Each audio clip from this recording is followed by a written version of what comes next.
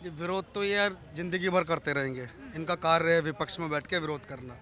CAA ये भारत का कानून है और होना भी चाहिए। कान खोल के सुनो, देश के मुसलमानों के लिए नहीं है, ये केवल उनके लिए जो धर्म के आधार पर पड़ोसी देशों में सताए गए हैं। सीएए कानूनों में कानून सीए और सीमेंटों में सीमेंट एसीसी सबसे मजबूत बना है, सबसे मजबूत। ठीक है। और सीए आ गया है और कहना हमारे बड़े भाई का, अब एनआरसी भी आएगा, यूसीसी भी आएगा, यूनिफॉर्म सिविल कोड, और अब जनसंख्या कानून भी आना चाहिए। एक तरफ 2024 का चुनाव है और दूसरी तरफ अब देश में सीएए लागू हो गया है, यानी कि अब विपक्ष इस पर भी हमलावर है कि सीएए चुनाव से ठीक पहले क्यों। लेकिन जनता क्या सोचती है, जनता से करेंगे बात और जानेंगे सीएए को लेकर आखिर वो क्या कह रहे हैं, उनकी सोच क्या है, क्या कहेंगे। क्योंकि अब सीएए लागू हो चुका है, क्योंकि एक तबका है जो इसका विरोध करता रहा है हमेशा से। आप क्या कहेंगे? ये विरोध तो ये यार जिंदगी भर करते रहेंगे। इनका कार्य है विपक्ष में बैठ के विरोध करना। CAA ये भारत का कानून है और होना भी चाहिए। देखिए, हमारा देश कोई धर्मशाला तो है नहीं कि जो भी आ जाए तारों के नीचे उसको यहाँ पर शरण दे दो और उसे एक दिन फिर अपना वोट बैंक में इस्तेमाल कर लो। अभी तक 70 साल तक इन विपक्ष की पार्टियों ने तारों के नीचे से आए जितने भी थे घुसपैठिए, उनका इस्तेमाल राजनीतिक स्तर पे किया और यही छलकपटी विचारधारा थी इनकी हिंदुओं के प्रति। आप एक और बताइए, 70 साल पहले जो वर्तमान का पाकिस्तान है वो भारत का ही अभिन्न अंग था, हमारा ही हिस्सा था। ये कौन सी नीति थी इन विपक्ष की कि हमारे अपनों को एक बॉर्डर खींच के उन्हें पाकिस्तानी बना दिया। वो आज भी उस दर्द में है कि हमारा दोष क्या था। उनके घर मकान छीन गए। किसकी नीति थी? नेहरू, गांधी, जिन्ना, इनकी नीति। क्या उनसे कभी पूछा गया था? कि कहना बाबा साहब अम्बेडकर जी का, उन्होंने एक बात कही थी कि हिंदुस्तान का विभाजन जब ही पूर्ण माना जाएगा जब पाकिस्तान से सारे मुसलमान हिंदुस्तान और हिंदुस्तान के जितने भी मुसलमान हैं पाकिस्तान, ये अपने अपने उसमें चले जाएंगे और पाकिस्तान के सारे हिंदू भारत आ जाएंगे। आपको लगता है ये संभव है क्या? बिल्कुल संभव है, क्यों नहीं होगा, क्यों नहीं होगा। भारत हमारा अखंड राष्ट्र का ही हिस्सा है पाकिस्तान। आपकी 70 साल की नीति की वजह से हमारे अपनों को आप पाकिस्तानी बनाकर आज रिफ्यूजी कैंप में वो हैं। भाई, धर्म के आधार पर प्रताड़ित हैं वो। वहाँ पर एक तरफ 1947 में मजहब के नाम पर इस्लामिक राष्ट्र बना लिया गया। इस्लामिक राष्ट्र जब बनता है तो हमारे हिंदुओं को प्रताड़ित किया गया। वो भारत आ गए, वो तो अपने परिवार के पास ही आएंगे ना। लेकिन वो लोग जब भारत आते हैं तो भारत के लोग उन्हें अपना नहीं बोलते, पीड़ा है उनके अंदर। वो कहते हैं कि भारत के लोग हमें पाकिस्तानी बोलते हैं। गलत है, आप लोग पाकिस्तानी मत बोलो उनको, वो हमारे ही भाई हैं। वो 70 साल पहले हमारा ही परिवार था जो एक गलत नीति के चलते आज वो पाकिस्तान और ये भारत, और भारत के अंदर उनका तो सब कुछ छीन लिया, बंटवारे ने उनका सब कुछ छीन लिया। लेकिन भारत के वो मुसलमानों को बंटवारे में 3 देश दे दिए। भारत दिया सेकुलर बनाकर, कट्टर मुस्लिम बनाकर मुस्लिम राष्ट्र दिया, पाकिस्तान, बांग्लादेश दिया। 3 देश देने वाले जो लोग थे वो क्यों नहीं बताते कि वहाँ धर्म के आधार पर हिंदुओं के साथ प्रताड़ना हुई, जब ही तो वो भारत के अंदर आए। लेकिन अब विपक्ष इस पे भी सवाल पूछ रहा है कि आखिर 2024 का चुनाव है, उससे ठीक पहले सीए क्यों लाना जरूरी था? देखिए, चुनाव तो आएंगे और जाएंगे, लेकिन समस्याओं का समाधान तो सरकार ने ही करना है। आप भी तो 70 साल थे, आपके पास भी तो हर साल 5 वर्षीय योजनाएं होती थी ना चुनावी। क्यों नहीं आपने सीए का अमेंडमेंट किया? क्यों नहीं उन रिफ्यूजियोज के लिए किया? आप बात करते हो रोहिंग्या और घुसपैठियों को नागरिकता देने की, क्यों देंगे हम उसे नागरिकता जब हम ऑलरेडी पाकिस्तान देख चुके हैं, ऑलरेडी बांग्लादेश दे चुके हैं और उसके बाद हम भारत भी दे चुके हैं। भारत के अंदर हिंदू तो 8वें दर्जे का नागरिक हो गया है।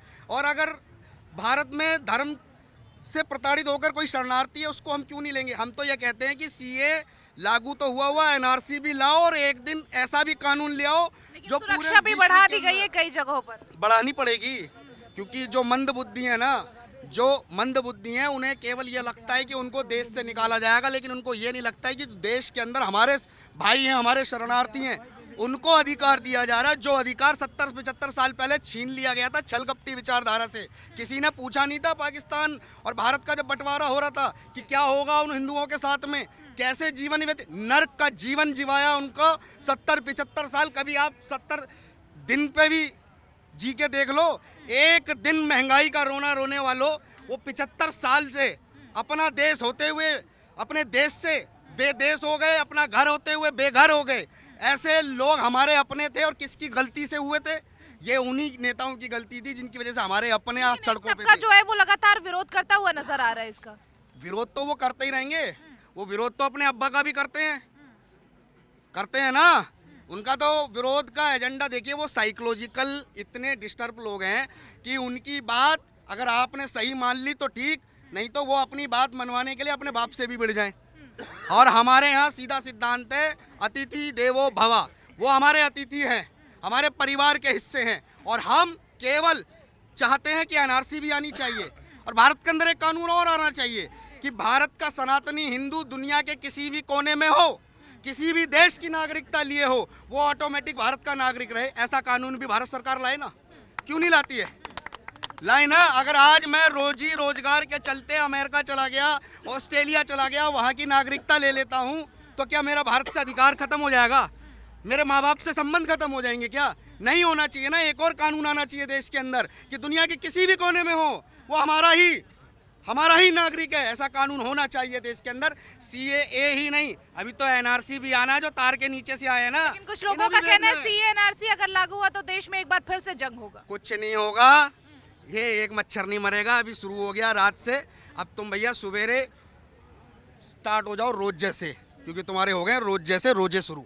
अपना रोजा निभाओ, अपने घर पे जिसकी इबादत करते हो उसकी इबादत करो, और उन नागरिकों के लिए खलल पैदा मत करो, क्योंकि देश के मुस्लिमों के लिए नहीं है कानून। कान खोल के सुनो, देश के मुसलमानों के लिए नहीं है, ये केवल उनके लिए जो धर्म के आधार पर पड़ोसी देशों में सताए गए हैं। तो आखिर वो विरोध किस बात का कर रहे हैं? वो विरोध तो बेवकूफ़ी का करते हैं जी, वो तो धरती भी चपटी बताते हैं, तो हम क्या मान लें क्या? ऐसा विरोध तो वो राम मंदिर का भी कर रहे थे, कुछ हुआ बन गया राम मंदिर, ठीक है ना। अब राम राज्य की भी स्थापना होने जा रही है और होके रहेगी, ठीक है। रही बात ये अराजक लोग हैं, आपने देखा अभी हाल में किस प्रकार से दिल्ली पुलिस के हमारे जो एसआई मनोज तोमर जी, उनकी इन्होंने मॉब लिंचिंग करनी चाहिए कोर्ट के दरवाजे के बाहर, है कोर्ट के परिसर के बाहर मॉब लिंचिंग तक जो है, जो दिल्ली पुलिस की करने से ना पीछे हटते हों। ऐसे लोग तो किसी भी चीज़ का विरोध कर देंगे, कानून व्यवस्था का विरोध कर देंगे। इनसे पूछ लो संविधान को मानते हैं या शरीयत को, तो ये पहले शरीयत को मानने की बात करते हैं, संविधान का विरोध कर देंगे। विरोध तो ये करते रहेंगे, इनके विरोध में मत पड़ो। सीएए कानूनों में कानून सीए और सीमेंटों में सीमेंट एसीसी, सबसे मजबूत बना है, सबसे मजबूत, ठीक है।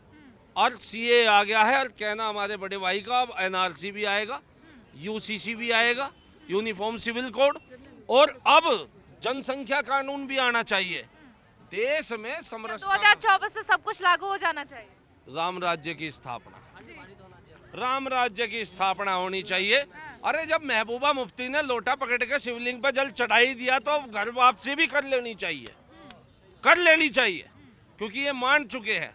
और अब के देश के तो वैसे ही कहते हैं कि ये मुसलमान है ही नहीं, इनके पूर्वज हिंदू थे, ये खुद भी मान चुके हैं। अब तो इनके 2-4 मौलवियों के बस घर वापसी के ये इंतजार करते हैं, और ये सारा मुद्दा ही यहाँ खत्म हो जाना है। ये वासुदेव कुटुंबकम है, और यहाँ पे केवल सनातनियों का ही अब आगे वर्चस्व रहेगा और राज रहेगा।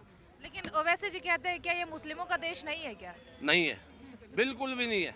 आक्रमणकारी थे, आतंकवादी थे। मोदी जी तो सबका साथ सबका विकास का नारा देते हैं, जिसमें मुस्लिम भी शामिल है। विकास भारतीयों का, उनका नहीं। जो अफजल गुरु की जो है बरसी बनाते हो जेएनयू में, है जो है कसाब को बिरयानी खिलाने में समर्थन करते हो, जो यासीन मलिक के जेल जाने में छातियां पीटते हो, ऐसे लोगों का जो है मोदी जी साथ और विकास नहीं करते। ऐसे लोगों का तो इलाज हमारे योगी जी मानते हैं, बुलडोजर से गाड़ियां पलट देते हैं ऐसे लोगों की। इसलिए भारतीय बन के रहो।